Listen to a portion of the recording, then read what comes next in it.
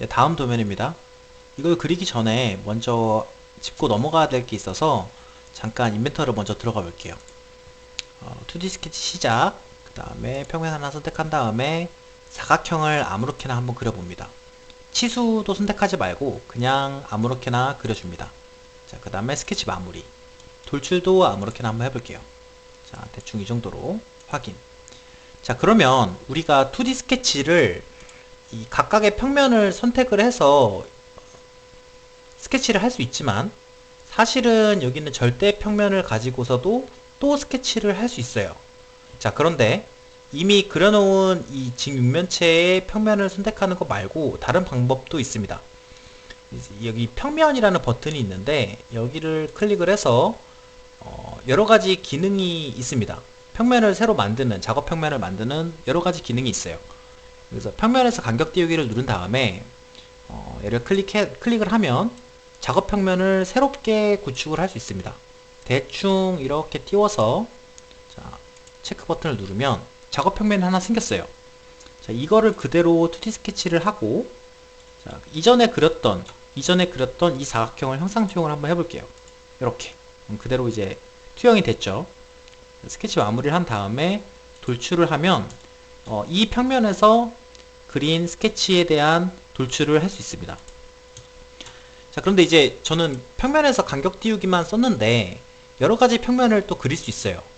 여기 모서리를 중심으로 평면에 대한 각도 이런 걸 한번 체크를 해볼게요. 자, 그러면 얘를 클릭하고 여기 있는 모서리를 얘를 한번 클릭을 하면 요런 평면도 만들 수 있습니다. 그리고 세 점, 한번 이 세 점을 한번 눌러볼게요. 얘를 클릭해서 이 모서리, 그 다음에 이 모서리 하면 이런 작업 평면도 우리가 만들 수 있습니다. 지금 이제 우리가 해야 될 예제는 이런 새로운 작업 평면을 만들어야 되는 경우가 있기 때문에 제가 이렇게 잠깐 짚고 넘어갔고요. 다시 한번 모델링을 제대로 한번 해볼게요. 자, 이렇게 새 파일 작성 확인. 자, 일단 도면을 보면 육각형으로 구멍이 뚫려 있는 원기둥을 먼저 그리는 게 좋을 것 같아요. 그래서 지름 88에 원을 먼저 그리면서 시작을 하겠습니다. 스케치 시작, 평면, 원을 지름 88짜리를 먼저 그려주고요. 그 다음에 직사각형으로 해서 폴리곤을 하면 여러가지 다각형을 그릴 수 있습니다. 이제 얘를 숫자를 5를 누르고서 이제 이렇게 하면 오각형이 그려지고요. 그리고 얘를 6을 누르고 이렇게 하면 육각형이 그려집니다.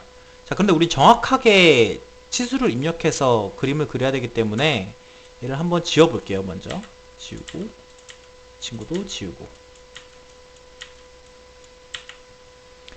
일단 원을 하나 그려줍니다. 얼마? 지름 55짜리를 그려줘요. 그리고 이 도면을 보면 얘가 외접원이죠. 그렇기 때문에 인벤터 들어가서 폴리곤으로 선택을 한 다음에 여기 보면 내접, 외접 선택할 수 있거든요. 그래서 외접을 누른 다음에 이렇게 그림을 그려줍니다. 자, 그리고서 여기 있는 안에 있는 원은 좀 참조하는데 이 폴리곤을 그리는데 필요한 참조선이고 실제로 우리가 형상을 만드는 데는 필요한 선이 아닙니다. 그래서 얘를 구성선으로 바꿔줄 거예요. 얘를 클릭을 한 다음에 구성 버튼을 누르면 구성선으로 바뀝니다. 자, 이 상태로 스케치 마무리. 자, 여기서 돌출. 네, 얼마큼? 100만큼 하면 되겠네요. 100. 자, 여기서 아까 했던 작업 평면을 새로 만들어야 되는데요. 저는 이제 얘를 애초에 가운데다 그렸기 때문에 이 원점에서 네, 이 작업 평면으로 해서 새로 그리면 사실 상관없어요. 하지만 그 여러 가지 경우에 가운데다 그리지 못하는 경우가 많기 때문에 이 평면을 쓰지 않고 작업 평면을 한번 써볼게요. 자, 일단 뭘 써볼까요? 두 개의 동일 평면상 모서리 이거 한번 써볼까요? 얘를 클릭을 해서 이렇게 작업 평면을 만들었죠. 자, 그리고서 그냥 재미삼아 하나 더 만들어 볼게요. 간격 띄우기, 평면에서 간격 띄우기. 이 작업 평면을 이렇게 하면 작업 평면을 또 만들 수 있죠. 자, 오케이. 얘는 가시성을 좀 꺼줄게요. 가시성을 꺼주고, 그 다음에 2D 스케치 시작을 한 다음에 여기 있는 평면을 한번 클릭해 줍니다. 자, 그 다음에 여기에 있는 맨 아래에 있는 이 점을 이제 클릭을 하고 싶은데 바로 형상 투영을 하면 이렇게 하면 여기 그림이 그려지죠. 이렇게 투영이 됐습니다. 자, 이 상태에서 다시 한번 이 아래쪽도 형상 투영을 해주고요. 자, 그 다음에 선으로 여기에 있는 모서리를 콕 집어줍니다.